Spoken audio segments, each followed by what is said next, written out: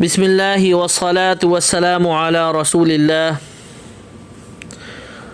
متن منار السبیل کے الحمدللہ درس چل رہے ہیں اور آج 9واں درس ہے۔ اس سے قبل ہم نے 8ویں درس میں باب الحیض اور باب الاذان والاقامہ پڑھا تھا۔ باب الحیض میں ہم لوگوں نے کچھ چیزیں پڑھی تھیں جن کو ذہن نشین کرنا بہت ضروری ہے کہ 9 سال سے پہلے حیض نہیں آتا، 50 سال کی عمر کے بعد حیض نہیں آتا، اور حیض کی کم سے کم مدت 1 دن 1 رات ہے، زیادہ سے زیادہ مدت 15 دن ہے، اور دو حیضوں کے درمیان جو طہور ہوگا کم از کم 13 دن کا ہوتا ہے۔ اور کچھ چیزیں ایسی ہیں جو حیض میں حرام ہو جاتی ہیں، کچھ چیزوں کی وجہ سے حیض میں کچھ چیزیں واجب ہو جاتی ہیں حیض کی وجہ سے۔ یہ چیزیں ہم نے کچھ حیض کے مسائل پڑھے تھے جن کو آپ لوگ ذہن نشین کر لیں۔ اس کے بعد پھر ہم لوگوں نے نفاس کے حوالے سے بھی کچھ مسائل پڑھے تھے، مستحاضہ کے حوالے سے بھی کچھ مسائل پڑھے تھے۔ پھر بعد میں باب الاذان والاقامہ شروع ہوا تھا کہ ہمارے جو طہارت کتاب و طہارت چل رہا تھا نا، طہارت شروع ہوئی تھی پانی سے، پھر برتن سے، پھر مسواک، پھر جو ہے نا حمام جانے کے، بیت الخلاء جانے کے آداب، پھر یہ سب چیزیں چلتی آ رہی تھی، طہارت چلتی آ رہی تھی۔ اب طہارت مکمل ہو گئی، اب اذان یعنی نماز کے لیے جیسے عرض کیا گیا تھا نا کہ اصل چیز تو نماز ہے، تو نماز اذان اور اقامت سے ظاہر نماز شروع ہوتی ہے۔ تو اس کے بعد پھر باب الاذان والاقامہ شروع کیا تھا، اور اس میں بتایا تھا کہ یہ اذان اور اقامت دونوں کیا ہیں، فرض کفایہ ہیں۔ پھر اس کی کچھ شرائط بتائی تھی اذان اور اقامت کی، کہ مسلمان ہو، ذاکر ہو، عاقل ہو، ممیز ہو، یہ شرائط آپ یاد کر لیں۔ پھر اسی کے بعد اس میں ایک رکن بتایا تھا کہ رکن کیا ہے، آواز کو بلند کرنے رکن بتایا تھا۔ پھر اذان اور اقامت کی الگ الگ سنتیں بتائی تھیں کہ اس طریقے سے اذان دینا سنت ہے اور اس طریقے سے اقامت سنت ہے، اور اذان کے بعد یہ چیزیں سنت ہیں، اذان کے جواب دینا، یہ سب چیزیں اس کے مسائل ذکر کیے گئے تھے۔ آج کے سبق میں ہم پڑھیں گے باب شروط الصلاۃ، کہ نماز کے شرائط کیا ہیں۔ شرائط نماز کا یہ مطلب ہے کہ وہ چیزیں جو نماز سے پہلے ضروری ہیں، نماز شروع کرنے سے پہلے یعنی تکبیر تحریمہ باندھنے سے پہلے جن چیزوں کا ہونا ضروری ان کو بولتے ہیں شرائط، ٹھیک ہے۔ تو وہی تسعۃ، نماز کی جو شرائط ہیں وہ کتنے ہیں؟ 9 ہیں۔ پہلے نمبر پہ الاسلام، کہ مسلمان ہونا، والعقل دوسرے نمبر پہ عاقل ہونا، والتمیز تیسرے نمبر پہ سمجھدار ہونا، وقد الطہارۃ مع القدرہ، اور چوتھے نمبر پہ کہ جتنی طہارت کی پاکی کی قدرت ہو اس طریقے سے کیا ہونا، پاکی کا ہونا۔ الخامس، 5ویں نمبر پہ نماز کی جو شرائط ہیں وہ کیا ہے، دخول الوقت، وقت کا داخل ہونا۔ اب وقت کے بارے میں بتائیں گے کہ وقت جیسے بولے نا وقت کا داخل ہونا، اب کس نماز کا کیا وقت ہے، کیا ہے، اس کی کچھ تفصیلات عرض کریں گے۔ فوقت الظہر، ظہر کا وقت بیان کر رہے ہیں۔ اچھا، نماز کی جو اوقات بیان کر رہے ہیں اس میں 2 چیزیں بتائیں گے، ایک وقت مختار اور ایک وقت ضرورت۔ وقت مختار ہر نماز کا وہ وقت ہوگا کہ جو جائز وقت ہے اور جو ہے اول وقت ہے، اس میں نماز پڑھنا اچھی بات ہے اور اسی میں پڑھنی چاہیے۔ وقت ضرورت وہ ہے کہ اگر جائز وقت سے کچھ ٹائم نکل گیا، کچھ وقت نکل گیا، لیکن اس نماز کا وقت تو ختم نہیں ہوا، وقت ضرورت ہے اس میں، یعنی اس کو اب ضرورت کے طور پہ اس وقت کو استعمال کر سکتے ہیں، اس میں نماز پڑھنے کو اتنا ثواب نہیں ملے گا جتنا وقت مختار میں ثواب ملتا ہے۔ تو ہر نماز کا وقت مختار ہے، یعنی جب اس نماز کا وقت شروع ہو جاتا ہے اس میں پڑھنا اچھا ہے، اس کے بعد اولا ہے اور اچھا ہے۔ اس کے بعد اگر وہ وقت نکل جائے گا تو نماز کا وقت ختم ہونے سے قبل جو وقت ہوگا اس کو وقت ضرورت بولیں گے۔ تو فوقت الظہر، ظہر کا وقت کب سے شروع ہوتا ہے؟ من الزوال الی ان یصیر ظل کل شیء مثلہ، کہ زوال سے کچھ دیر بعد جب ہر چیز کا سایہ اس کے مثل ہو جائے۔ سوا ظل الزوال، سوائے زوال کے سائے کے، یعنی زوال کے وقت جو سایہ تھا نا اس سائے کے علاوہ سایہ ایک مثل ہو جائے تو ظہر کا وقت شروع ہو جاتا ہے۔ ثم یلیہ الوقت المختار العصر، پھر اس کے بعد جو ہے عصر کا مختار وقت یعنی جو عصر کا اول وقت ہے وہ شروع ہو جاتا ہے۔ حتی یصیر ظل کل شیء مثلہ، یہاں تک کہ ہو جائے ہر چیز کا سایہ اس کے 2 مثل، یعنی جتنا سایہ تو اس سے 2 مثل ہو جائے۔ سوا ظل الزوالی، سوائے زوال کے سائے کے علاوہ اس کے 2 مثل ہو جائے۔ ثم ہوا وقت الضرور الی الغروب، یعنی جب سوائے سایہ 2 مثل ہو جائے گا یہ تو وقت مختار ہے، جب 2 مثل سے سایہ ختم ہونے لگے گا آگے بڑھے گا تو پھر وقت ضرورت شروع ہو جائے گا اور یہ غروب تک رہے گا، مغرب کے وقت تک رہے گا۔ اس کے بعد ثم یلیہ وقت المغرب، مغرب کا وقت شروع ہو جائے گا۔ حتی یغیب الشفق الاحمر، یہاں تک کہ غائب ہو جائے لالی آسمان کے کناروں میں، ٹھیک ہے، حتی یغیب الشفق الاحمر، کہ یہاں تک کہ جو لالی، جو آسمان پہ جو لالی ہے وہ غائب ہو جائے، شفق لالی غائب ہو جائے آسمان کی کناروں میں، یعنی جو آسمانوں میں جو اورنج پن لال پن سا ہو رہا تھا وہ جب ختم ہو جائے، وہ بالکل اب آسمان جو ہے نا کالا ہو جائے، اندھیری سے چھانے لگے، تو وہ مغرب کا وقت جو ہے نا وہاں تک کہ ہے وقت مختار۔ ثم یلی وقت المختار للعشاء، پھر اس کے بعد جو ہے عشاء کا وقت شروع ہو جاتا ہے، الی ثلث اللیل، رات کے تیسرے حصے تک۔ ثم ہوا وقت ضرور الی طلوع الفجر، تیسرے حصے تک تو وقت مختار ہے، پھر رات کے تیسرے حصے کے بعد سے پھر جو ہے وقت ضرورت شروع ہو جائے گا فجر کی طلوع ہونے تک عشاء کا۔ ثم یلیہ وقت الفجر، پھر اس کے بعد وقت فجر کا وقت شروع ہو جائے گا، الی شروق الشمس، سورج کے نکلنے تک۔ شروع میں اس باب شروط السلام نے ذکر کیا تھا نا کہ نماز کی جو شرائطیں 9 ہیں، تو 5 تک ذکر کر دیے تھے۔ 5واں کیا بتایا تھا نماز کی جو شرط ہے کہ وقت کا ہونا، اب وقت کے حوالے سے مسائل ذکر کر رہے ہیں نا، ابھی وہ چل رہا ہے 5واں، ذہن میں رکھیے گا، نماز کی جو 5ویں شرط ہے وہ چل رہی ہے۔ تو 5ویں شرط کیا تھی؟ وقت کا داخل ہونا، تو وقت کے حوالے سے مسائل بتا رہے ہیں کہ وَيُدْرَكُ الْوَقْتُ بِتَكْبِيرَةِ الْإِحْرَامِ، وقت کو پانے والا ہوگا تکبیر تحریمہ کرنے کے ساتھ، یعنی مثال کے طور پہ ابھی عصر کا وقت ختم ہو رہا ہے، بالکل 1 منٹ رہ گیا، اس نے آ کے اس عصر کے وقت میں خالی تکبیر تحریمہ بھی کہہ دی نا، اللہ اکبر کہہ کے تکبیر تحریمہ کہہ کے شامل ہو گیا، اب اس کے بعد مغرب کی اذان شروع ہو گئی کچھ، تو اب اس کو جو ہے اس کا مطلب ہے تکبیر تحریمہ اس نے عصر کے وقت کے اندر کی تھی، باقی دوسری تیسری چوتھی رکعت تو مغرب کے وقت شروع ہونے کے بعد اس نے پڑھی ہے، تو تکبیر تحریمہ جس وقت میں پائے گا اس وقت کا اعتبار کیا جائے گا، یہ مطلب ہے کہ وَيُدْرَكُ الْوَقْتُ بِتَكْبِيرَةِ الْإِحْرَامِ، جس وقت میں تکبیر تحریمہ کر لے گا اسی وقت کا اعتبار کرتے ہوئے اس کے نماز کو پانے والا ہو جائے گا۔ اگلا مسئلہ وَيَحْرُمُ تَأْخِيرُ الصَّلَاةِ عَنْ وقت الجواز، جس طریقے سے عرض کیا گیا تھا ایک وقت مختار ہے اور ایک جو ہے نا وقت ضرورت ہے، تو وہی وقت جواز یعنی جس وقت میں نماز پڑھنا جائز اس کے علاوہ تاخیر کرنا، ایسا کام کرنا کیا ہے؟ حرام ہے۔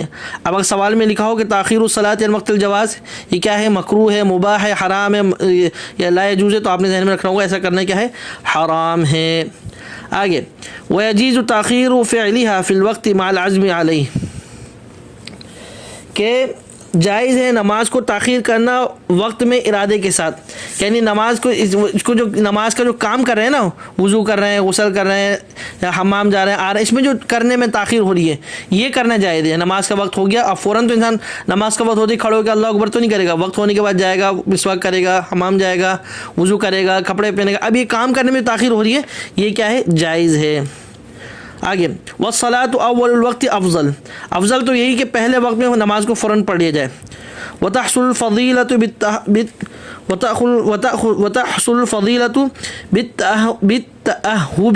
بالتأہب اول الوقت، کیا کہتا ہے نا کہ نماز کو اول وقت میں کیا ہے؟ افضل ہے، تو پہلے وقت میں حاصل ہو جائے گی فضیلت کہ پہلے وقت کی تیاری کرنے سے، ٹھیک ہے، کہ تیاری کرنے کی فضیلت، تیاری کرنے کی وجہ سے تأہبی کا مطلب تیاری کرنا، کہ تیاری کرنے کی وجہ سے جو تاخیر ہوئی ہے تو پہلے وقت کی وجہ کی جو ہے فضیلت حاصل ہو جائے گی، ٹھیک ہے، جس طریقے سے فوراً نماز کا وقت ہوا تو تیاری کرنے میں جو تاخیر ہوئی ہے پھر بھی جو ہے فضیلت اول وقت کی حاصل ہو جائے گی۔ آگے وَيَجِبُ قَضَاءُ الصَّلَاةِ الْفَائِتَةِ مُرَتَّبَةً فَوْرًا، اور واجب ہے، یہ واجب ذہن رکھیے، واجب ہے جو نماز جو فوت ہو گئی ہیں ان کی قضا کرنا ترتیب سے، فجر ظہر عصر جو قضا ہوئی ہے تو فجر کے پہلے جو جس طریقے سے ترتیب سے قضا ہوئی ہے اسی ترتیب سے نماز کو قضا کرنا ہے، واجب ہے، فوراً اور فوراً، یہ نہیں کہ ابھی قضا ہوئی، 1 دن گزر گیا، 2 دن گزر گیا، 3 دن گزر گیا، دن گزرتے جانا نہیں، کل قضا جس وقت قضا ہوئی دوسرے وقت جیسی موقع ملے فوراً اس کو قضا کیا جائے، یہ واجب ہے۔ آگے ولا يصح النفل المطلق اذن، اور جس پر نماز قضا ہو وہ نفل پڑھنا اس کے لیے صحیح نہیں ہے، پہلے اپنی جو نماز قضا ہو گئی ان جو قرض ہے اس کو پہلے ادا کرے، اس کے بعد پھر نفل پڑھے گا، جو نماز قضا ہوئی ان کو پہلے ادا کرے۔ آگے ويسقط الترتیب بالنسیان ويضيق الوقت ولو للاختیار، اور ساقط ہو جائے گی، جس طریقے سے عرض کیا ہے نا کہ واجب ہے نماز کو قضا کرنا ترتیب سے، اب ترتیب ساقط ہو جائے گی کہ بھول ہی گئے کہ پتہ نہیں کتنی نمازیں میری قضا ہیں، فجر ظہر کس ترتیب سے، ترتیب معلوم نہیں ہے، تو اس سے جو ہے نا پھر ترتیب ساقط ہو جائے گی، جیسے یاد اس طریقے سے پڑھ لیں۔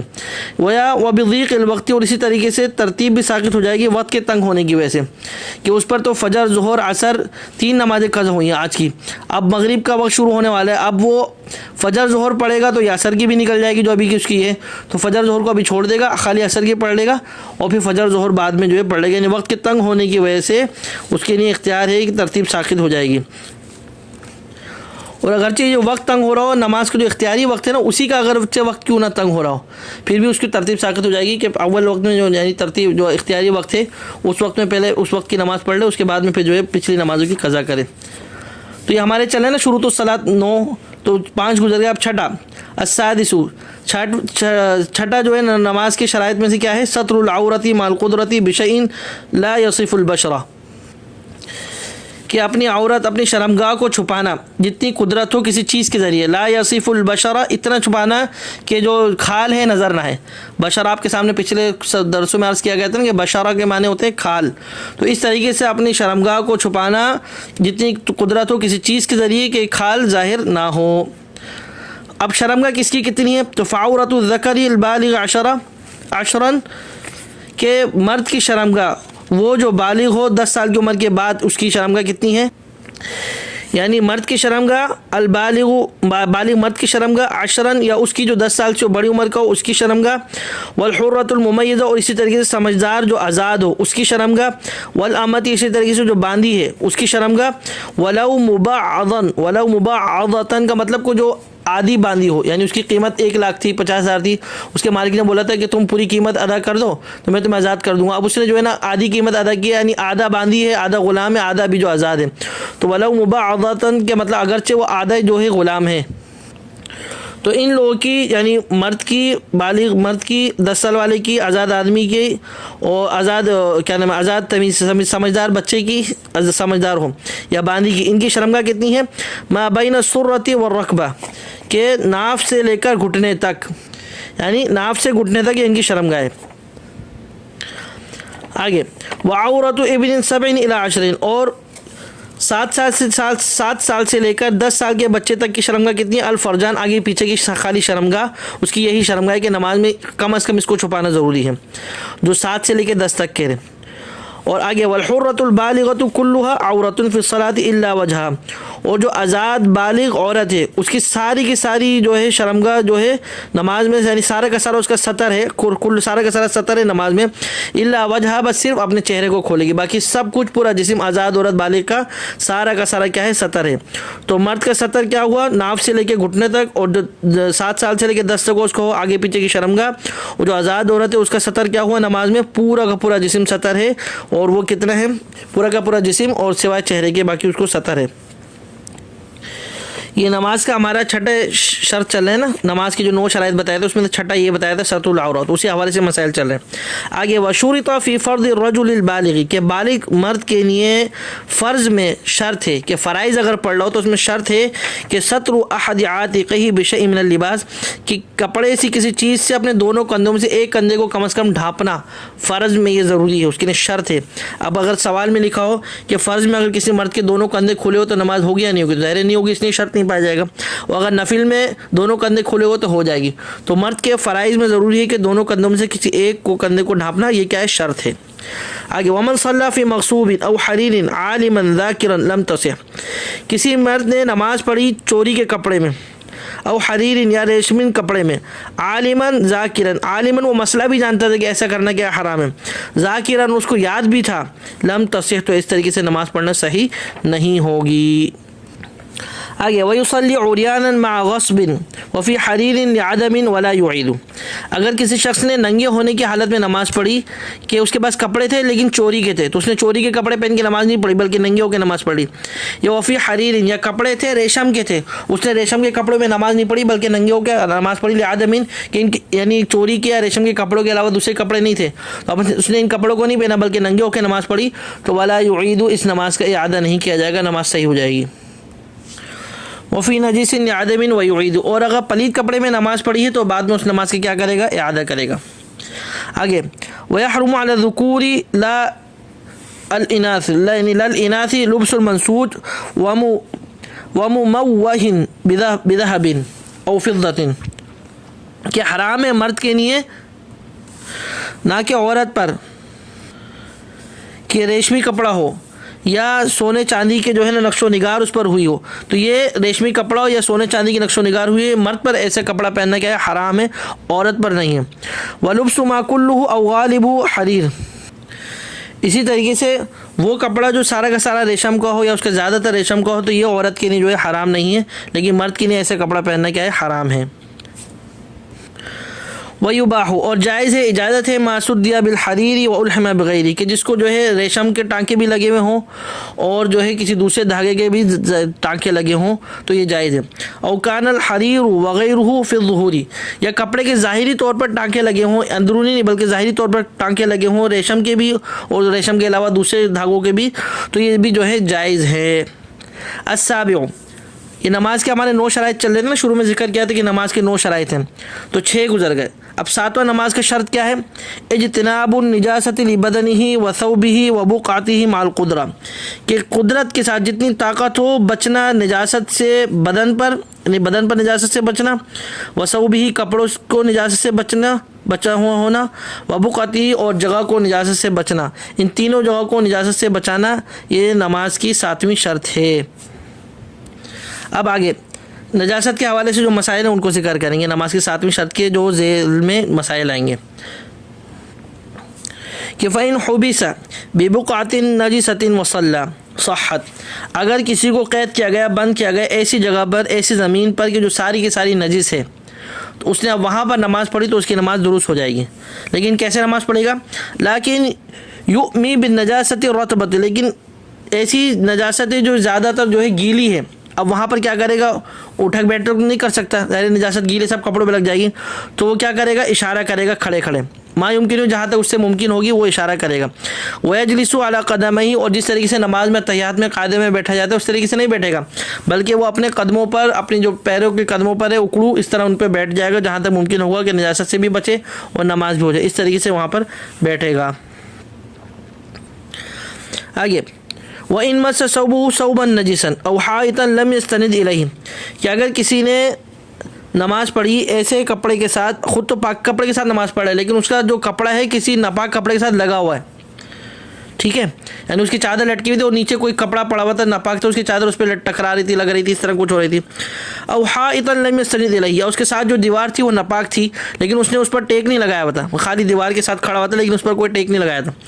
او صلی علی طاہر طرفہ متنجس یا نماز پڑھ رہے ایسی پاک جگہ پر کہ اس کا ایک سائڈ جو ہے وہ ناپاک ہے، یعنی جہاں نماز پر نماز پڑھ رہا ہے جہاں نماز کا ایک کونا جو ہے وہ نجس ہے، یا کوئی بھی جگہ پر نماز پڑھ رہا ہے اس کا ایک کونا جو ہے نجس ہے۔ او سقطت علیہ النجاست فزالت یا اس پر جو ہے نجاست گیری اور ہٹ گئی، اوپر سے کوئی نجاست گیری اور ہوا چلی پھٹ کر خود بخود ہٹ گئی، گرتی ہوئی نیچے گر گئی۔ او زالہ سرین یا نجاست اس پہ گری اس نے فوراً اس کو ہٹا دیا، تو صحت ان صورتوں میں نماز درست ہو جائے گی۔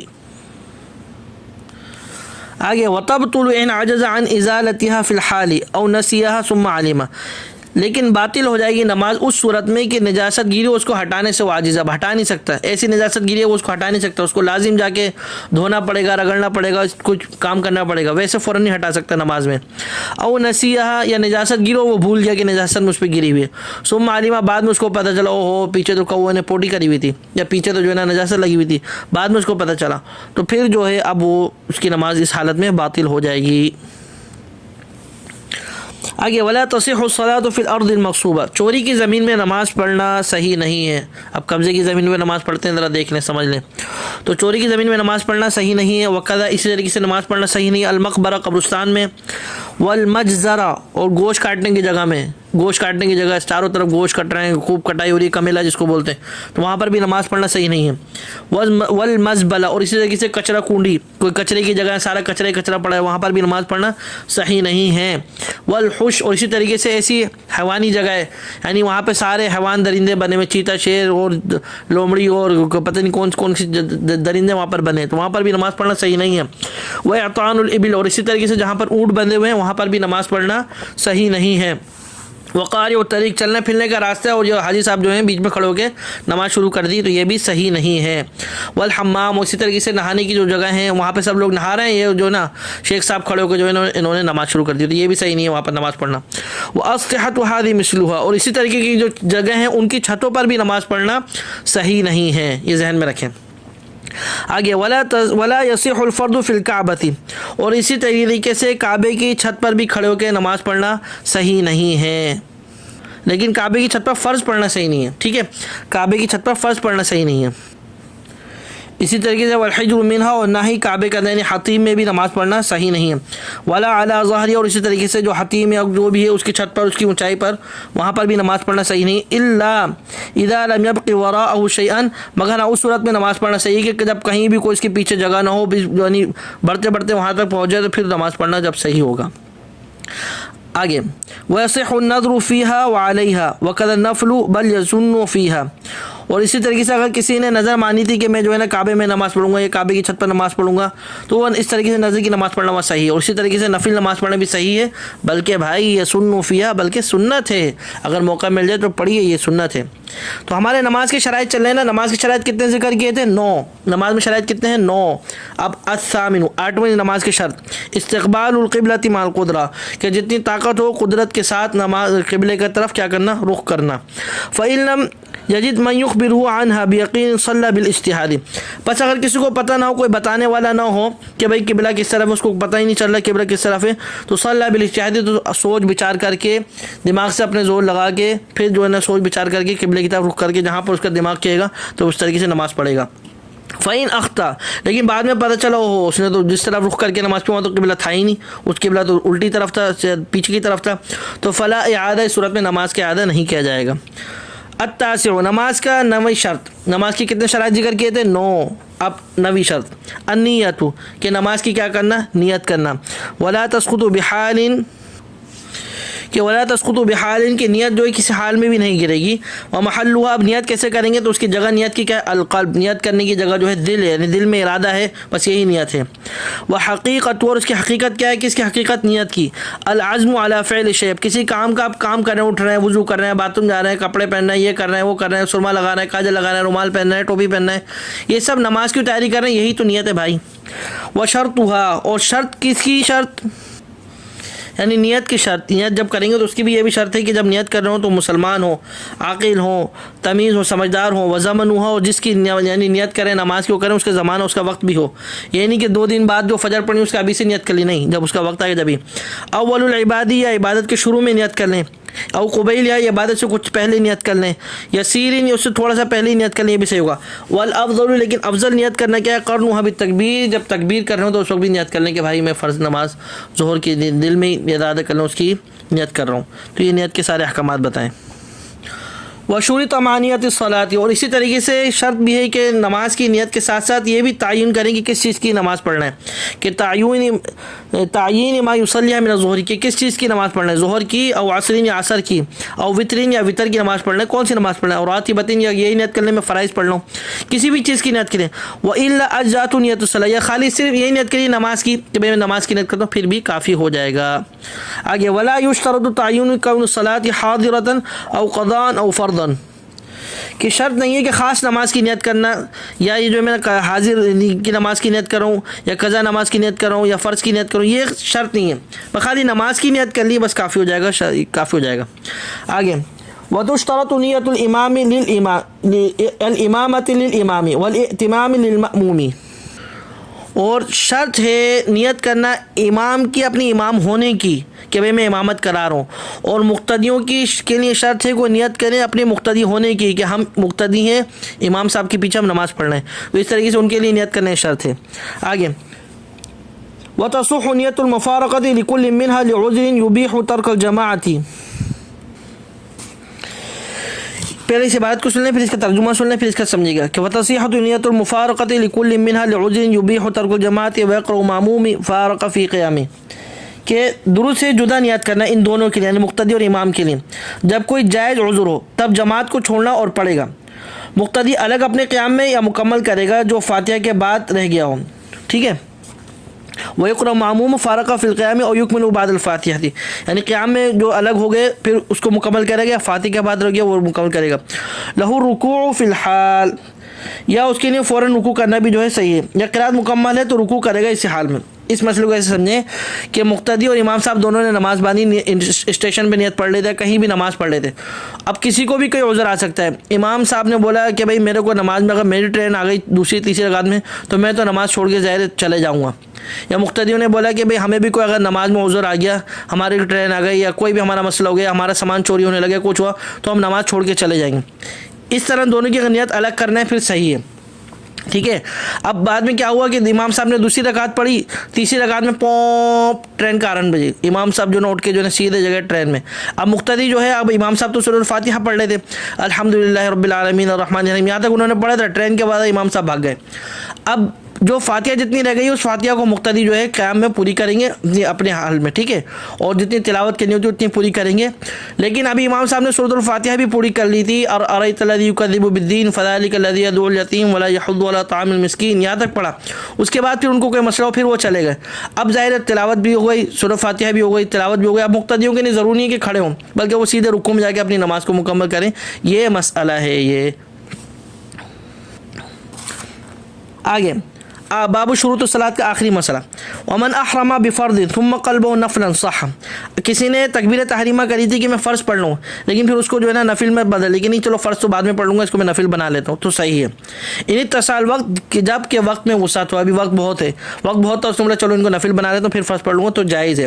والا لیکن اگر وقت تنگ تھا، وقت ہی کم تھا، فرائض کا تھا، اس نے اس کو بھی نفل بنا لیا تو لم یصح، تو یہ صحیح نہیں ہوگا. وبطل فرض، اس کے جو فرض کی نیت کری تھی وہ بھی باطل ہو جائے گی. تو آج کا ہمارا سبق باب شروط الصلاۃ یہاں تک مکمل ہو گیا. الحمدللہ اللہ پاک کے فضل و کرم سے، احسان سے کتاب الطہارت یہاں پر مکمل ہو گئی. اب اگلے سبق میں انشاءاللہ ہم لوگ کتاب الصلاۃ شروع کریں گے. انشاءاللہ ہم کتاب الصلاۃ شروع کرنے سے پہلے کتاب الطہارت کا اگلے سبق میں انشاءاللہ خلاصہ کریں گے، اور پھر اس کے بعد اللہ کے پاک کے فضل و کرم سے کتاب الصلاۃ شروع کریں گے. جو کچھ کہا گیا ہے، جو کچھ سنا گیا، اللہ پاک اس کو سمجھنے عمل کرنے کی توفیق عطا فرمائے. جو غلطی کمی کوتاہی ہو اللہ پاک اس کو معاف فرمائے، اور آپ کو ہم سب کو دنیا اور آخرت کے امتحانوں میں کامیابی سے سرفراز فرمائے. دعا میں یاد رکھیے گا. السلام علیکم ورحمۃ اللہ وبرکاتہ.